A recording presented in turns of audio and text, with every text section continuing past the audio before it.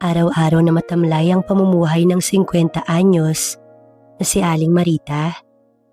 Ganoon nga siguro kapag matanda ka na. Wala ka ng kahit anong excitement na nararamdaman. Yun kasi ang napapansin niya sa kanyang asawang si Antonio. Matanda ito ng 5 taon sa kanya. At sa edad nito, talaga namang wala na itong kakayahang pasayahin siya. Hindi alam ni Marita kung bakit ganoon. Sa kabila kasi ng kanyang edad, naroon pa rin ang pagnanasa niya sa bagay na ilang taon na rin niyang hindi natitikmang muli. Ganun pa man, wala siyang magawa. Wala na rin kasing interes ang kanyang asawang si Antonio sa ganoong bagay. Sa araw-araw na nagdaan, nagtitiis si Marita. Labis na siyang nangungulila sa ganoon kahit pa nag-menopause na siya. Walang oras na hindi niya naiisip ang kanyang kabataan kasama ang kanyang asawa.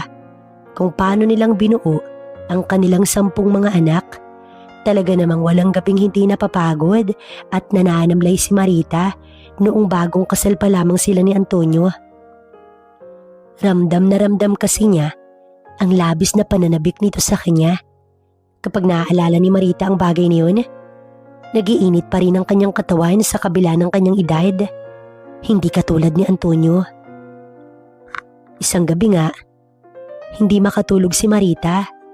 Talagang nadadarang siya at hindi halos mapakali. Gustong-gusto niyang may mangyaring muli sa kanila ng kanyang asawa. Kaya naman naglakas loob na siyang gisingin ito sa kalagitnaan ng gabi. Niyugyug niya ang balikat nito na siyang dahilan kung bakit nagising ito at kaagad na sinabi nga, "Marita, matulog ka na nga't gabi na." Sa narinig, nadismaya si Marita, ngunit hindi pa rin siya huminto. Nagbabaka sakali siyang mapansin siya ng kanyang asawa at bibigyang lunas nito ang kanina niya pang tinitiis na init ng kanyang katawan. "Tonyo, sige naman na oh. Alam mo bang sobrang nangungulila na ako sa dati nating gawain? Baka pwede mo naman akong pagbigyan. Sige na Tonyo." May pagmamakaawa sa boses ni Marita na kinagulat ng kanyang asawa. "Ano ka ba naman Marita? Sa edad nating ito'y talagang mahilig ka pa? May mga apo na tayo oh." Iyon ang mga katagang naging tugon ni Antonio kay Marita. Ganun pa man, hindi pa rin sumuko si Marita. Pilit pa rin niyang kinumbinsi ang kanyang asawa na gawin nila ang bagay na yun. At sa huli, pumayag naman ito. Nagalak si Marita sa naging pagpayag na iyon ng kanyang asawa. Handa na sana siya sumabak sa laban. Ngunit kahit anong gawin niya sa bagay na iyon sa kanyang asawa, ayaw nitong mabuhay. Napagod na't lahat si Marita, ngunit talagang ayaw mabuhay ng bagay na iyon. Paano na yun? Kung ganun naman, napabuga na lamang ng hangin si Marita. Bitin na bitin siya, kung kaya mula ng gabing yun, nagalit siya sa kanyang asawa. Pakiramdam niya wala nang rason pa para magsama pa silang mag-asawa. Nang sumunod na mga araw, ganoon na lamang ang pagtataka ng mga anak ni Marita nang mapansin ng mga ito na halos hindi na sila nagpapansin ng mag-asawa. Para kay Marita, talagang wala nang silbi ang kanyang asawang si Tonyo. Ganoon na lamang ang tuwa ni Marita nang sabihin ng kanyang asawa sa kanya na doon muna ito mamamalagi sa isang anak nila sa may kalayuan doon. Siyempre, hinayaan na ito ni Marita sapagkat sa tuwing nakikita niya ito, naiinis lamang siya. Mas mabuti na iyong mag-isa lamang siya sa bahay.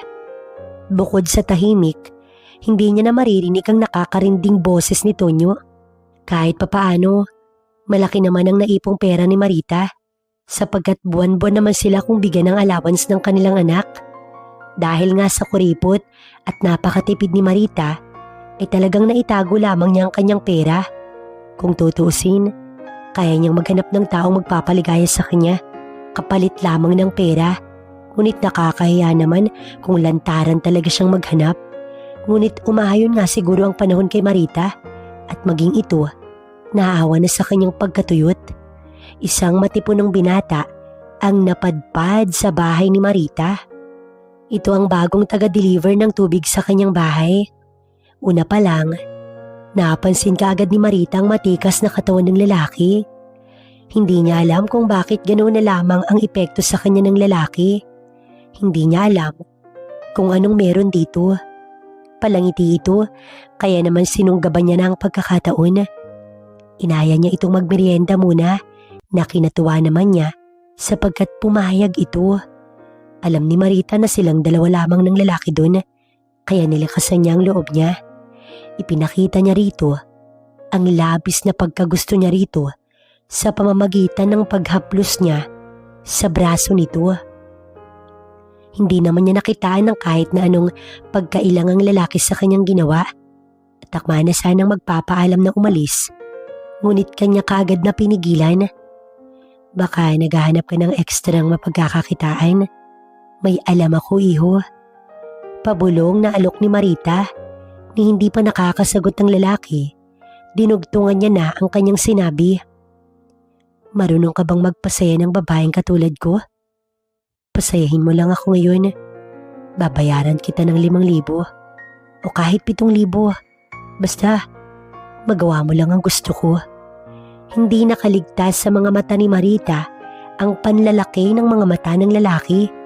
Mukhang nasisilaw na ito sa salapi at alam niyang sa ilang minuto lamang matutupad na rin ang bagay na matagal niya nang pinangulilaan. Kagaya ng inaasahan ni Marita, pumayag ang lalaki sa inalok niya dito.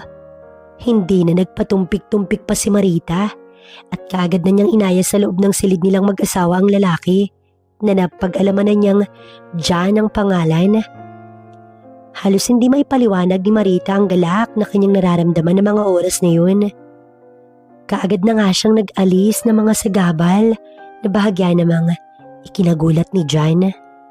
Naisip siguro nito na may ibubuga pa ang katawan kahit may katandaan na siya. Dahil doon, kaya mas lalong nag-init ang katawan ni Marita. Kaagad niyang sinenyasan si John na gawin ang bagay na makapaghahatid sa kanya sa dulo. Mukhang masunuri naman ito nung unay nag-aalangan pa. Ngunit naisip siguro nito ang pera na kanyang ibibigay. Kaya ayun, at talaga namang ginawa nito ang kanyang kagustuhan. Napapapikit na nga si Marita. Para bang siya'y nakalaya sa matagal na pagkakakulong. Kamuntik pa ngang tumirik ang kanyang mga mata at talaga namang ninamnam niya ng gusto ang mga kaganapang yun.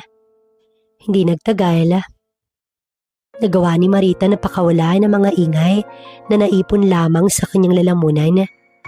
Mas lalo pa kasing sumidhi ang kanyang nararamdaman at napapakagat-labi siya habang nakahawak kay John na walang humpay sa ginagawa. Hanggang sa napagpasyahan na ni Marita na hilahin ng lalaki patungo sa kalapit na kama. Medyo nangangalay na kasi siya sa pagkakatayo, kaya naman nais na niyang humiga.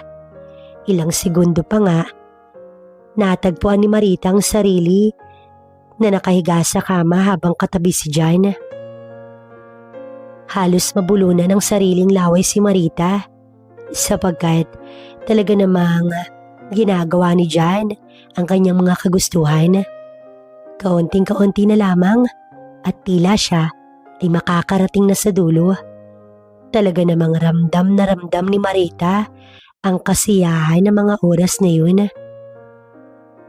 Nakakahalina ang mga ingay na kumakawala sa mga labi ni Marita. Kaya siguro talagang ginanahan si John. Alam ni Marita na hindi magtatagal at muli na namang mararamdaman ang kasiyahang matagal niya nang gustong maranasan. Ilang minuto pa ang lumipas nang mapagpasyahan ni John na tigilan na ang pagpapasaya sa bagay na iyon sa kanya. Pagkakataon naman ni Marita, para siya naman ang gumawa ng bagay na iyon kay John. Talaga namang nagulat pa nga siya sa nakita. Talaga namang napaka-gifted ng bagay na iyon ng kay John. Nagtagal na mga ilang minuto si Marita sa pagpapasaya sa bagay na iyon. Nang pakiramdam niya'y handa na siya sa laban, kaagad na nga siyang pumwesto. Bakas naman sa mukha ni John na ayaw rin itong mabitin Kaya naman kaagad siya nitong sinunggaban. Hindi na niya mapigilan ng hingalin, dala ng pagod at sayang kanyang nararamdaman. Matanda na nga talaga siya, kahit pa sabihing may ibubuga pa. Paano ba naman kasi? Mabilis na siyang mapagod. Hindi katulad noong bagong mag-asawa pa lamang sila ng kanyang asawa. Hindi inalintana ni Marita ang pagod na kanyang nararamdaman sapagkat habang tumatagal, mas lalo niyang nararamdaman ang sayang hatid ng ginagawa ni Jan. Naisip ni Marita na kung araw-araw lamang may ganoon, talagang ipagpapasalamat niya. Hindi kasi niya kayang ipaliwanag ang sayang kanyang nalalasap na mga oras na yun at tanging pag-ingay lamang ang kanyang nagagawa upang e-express ang sensasyong pinagsasaluhan nila ni Jan sa tanang buhay ni Marita. Noon lamang niya naramdaman ang labis na ligaya nang maging sa kanyang asawang si Tonyo, hindi niya naranasan. Napapakagat labi at napapapikit ng mariin si Marita sapagkat kanyang ninanamnam ng husto ang mga nagaganap noon. Nakakabaliw at talagang nais pumalakpak ng kanyang mga tenga nang kanyang marinig ang ingay na kumawala mula sa lalamunan ni Jan. Tanda na ito ay nasisiyahan rin. Mas lalong sumidhi ang nararamdaman ni Marita, kaya naman kusang napaangat siya upang salubungin ang ginagawa nito. Kulang na lamang mangisay siya sa sobrang saya, ngunit nais munang pigilan ni Marita ang kanyang nalalapit na pagdating sa dulo. Nais niyang tumagal pa ang tagpong yun. Matinding pagpipigil ang ginawa ni Marita. Mabuti na lamang at paminsan-minsan humihinto si Jan, kaya naman natutulungan siya nito at nauudlot ang kanyang pagdating sa dulo. Ganun pa man, ramdam ni Marita na masyado na siyang nagiinit. Napansin din ni Marita na masyado na ring nadadarang si Jan ng mga oras na yun, kaya naman ganoon na lamang ang bilis ng ginawa nito. Halos hindi na nga makahinga sa excitement si Marita, ngunit pinilit niyang kumalma. Kailangang sabay nilang marating ni Jan ang dulo na matagal nang tinitingala ni Marita, ngunit hindi niya marating-rating. Hanggang sa ilang sandali lang, naramdaman na nga ni Marita na mararating na niya ang walang kahulirip na kasiyahan.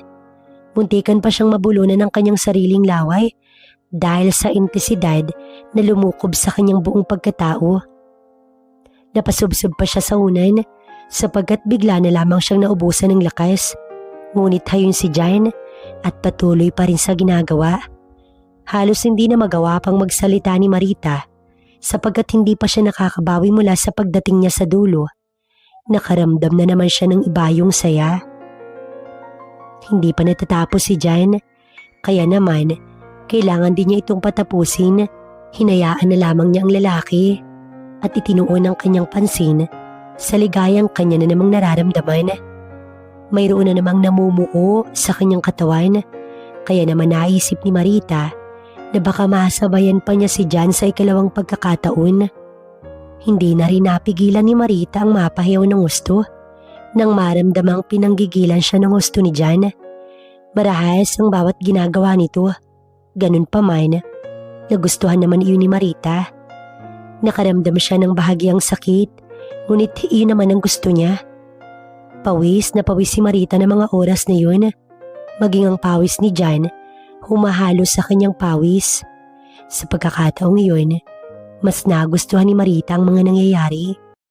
Ramdam niya na ilang segundo na lang, mararating na muli niya ang dulo.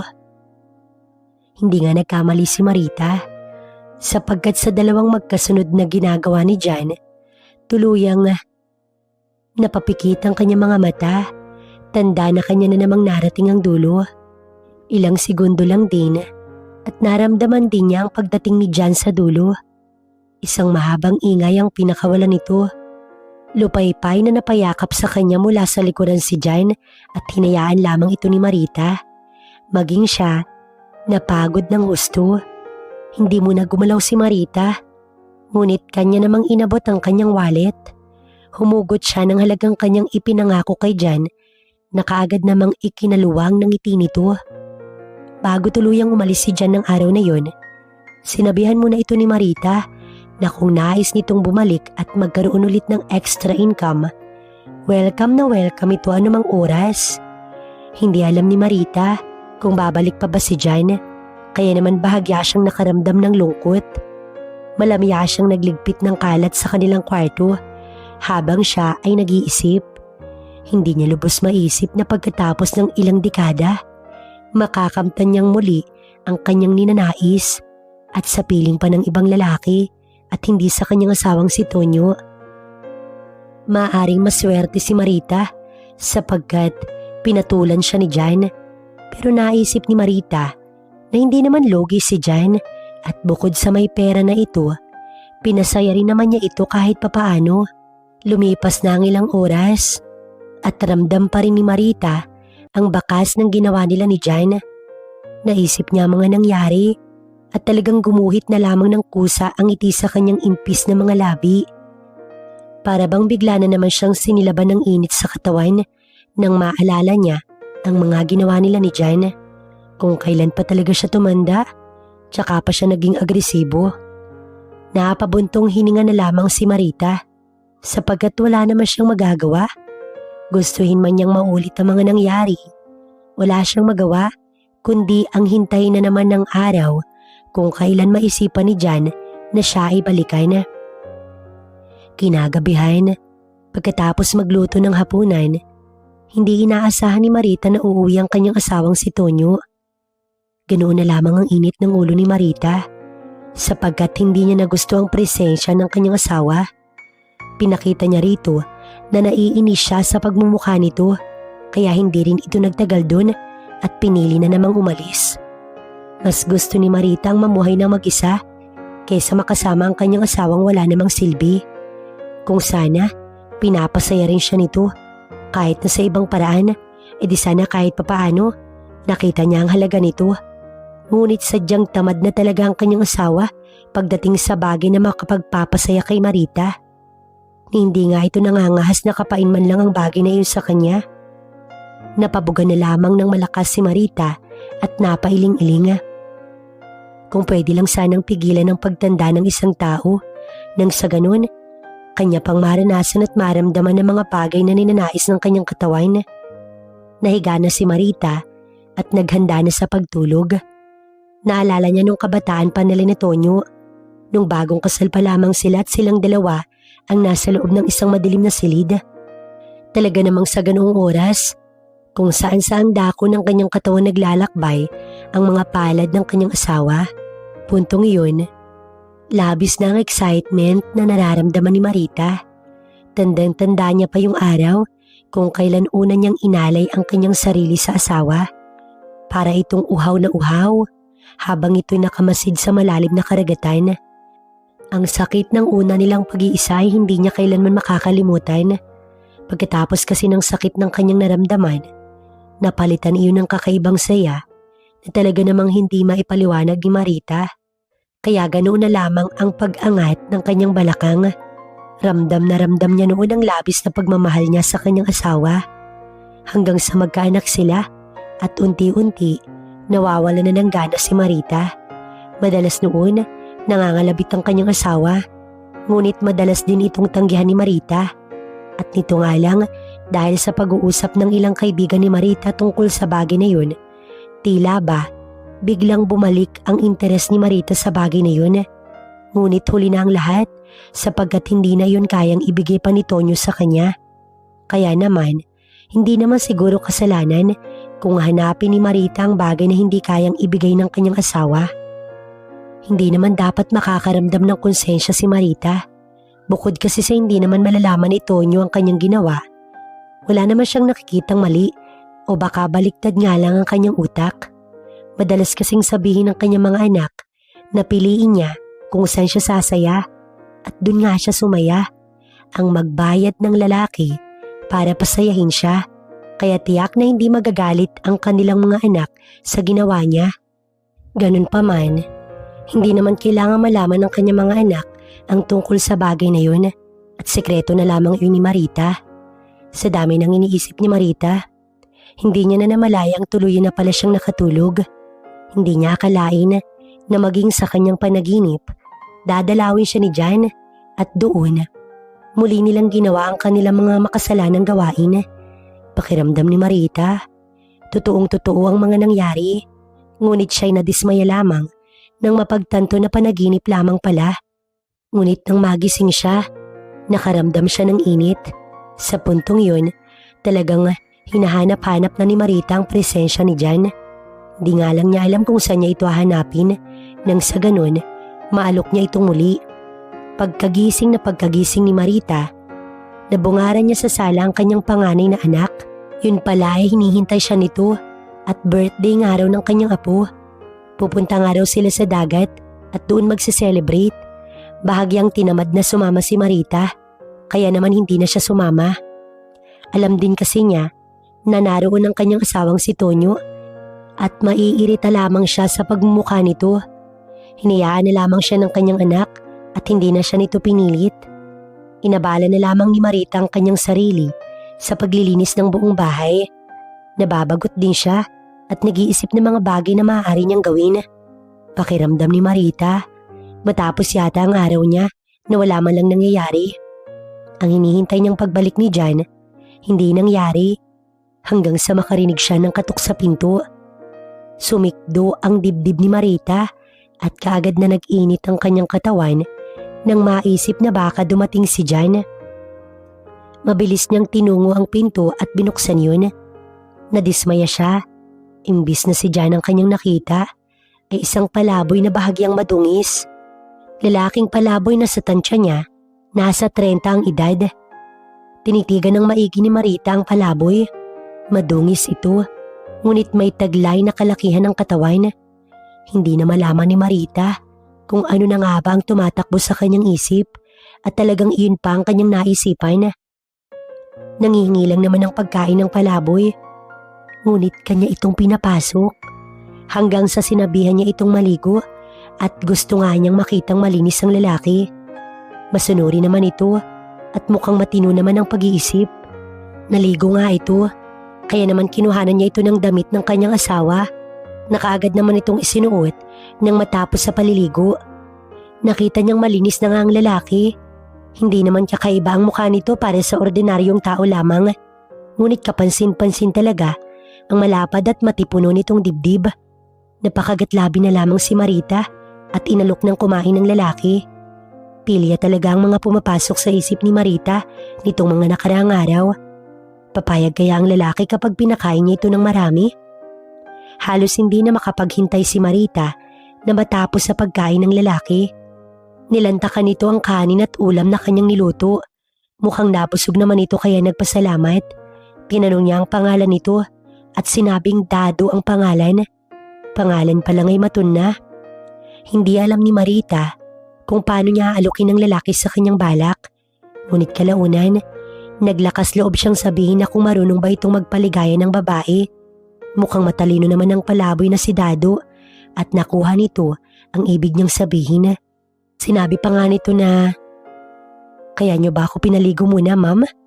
Dahil sa tanong na yun, alam ni Marita na mapapapayag nga niya ang lalaki.